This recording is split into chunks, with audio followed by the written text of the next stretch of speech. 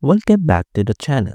In 2025, life sciences and pharma companies need software that's specialized, compliant, and scalable.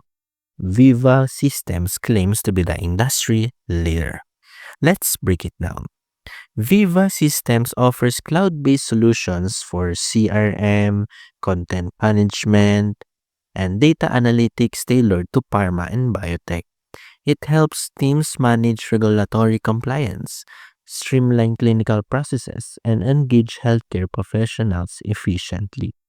With real-time reporting and secure, scalable tools, Viva empowers companies to make informed decisions while maintaining strict industry standards.